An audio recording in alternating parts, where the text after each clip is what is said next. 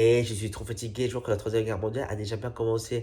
Les États-Unis et Israël ont bombardé l'Iran un samedi matin. Mais attends, c'était pas Shabbat normalement? À moins que les missiles ne contiennent pas de circuits électroniques, je sais pas moi. Dans l'attaque, ils ont quand même bombardé une école pour filles. Il y a plus de 80 victimes et ils parlent d'une attaque préventive. Tuer des jeunes filles de 10 ans, c'est ça une attaque préventive? Peut-être que selon leur logique, ces filles vont devenir des femmes iraniennes qui vont donner naissance à des Iraniens qui seront peut-être anti-américains. Bah, c'est plus une frappe préventive, c'est une frappe contraceptive. Ils parlent de libérer les femmes iraniennes, mais ils ont pas précisé s'ils comptaient les libérer de la dictature ou de la vie. C'est sûr qu'à la fin, Trump, il sera comme ça. Ouais, on a gagné, vous êtes libres. Ah tiens, il n'y a plus personne. Bon, bah, je me servais du pétrole qui reste. Trump, en un an, il a bombardé 8 pays, mais il veut quand même son prix Nobel de la paix. C'est comme si au collège, tu raquettais tout le monde, mais tu veux quand même les félicitations des profs à la fin de chaque trimestre. Tu remarqueras, il attaque un pays à chaque fois que le dossier Epstein avance. À la fin, dès qu'on aura la liste de tous les noms dans le dossier Epstein, il aura rasé tout le monde. Trump a 80 ans, Netanyahu 79 ans, Xi Jinping 72 ans, Poutine 73 ans.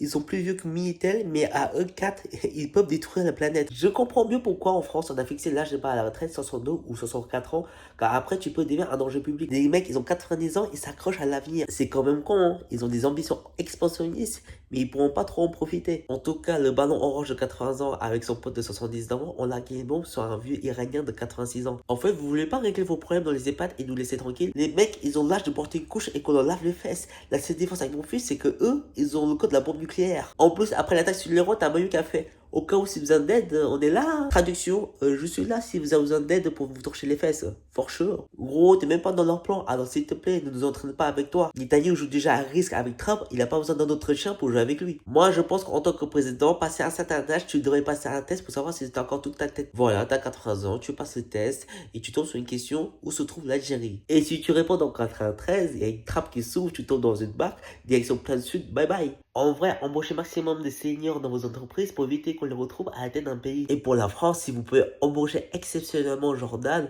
ça nous aiderait beaucoup. Bon, en tout cas, on peut être contre les bombardements des États-Unis et d'Israël sur l'Iran et aussi contre la dictature du régime iranien. Maintenant, les Iraniens, ils doivent choisir entre la peste ou le choléra. Et ça serait sûrement comme nous l'année prochaine, on doit faire un choix entre Jordan et la chèvre en face de lui.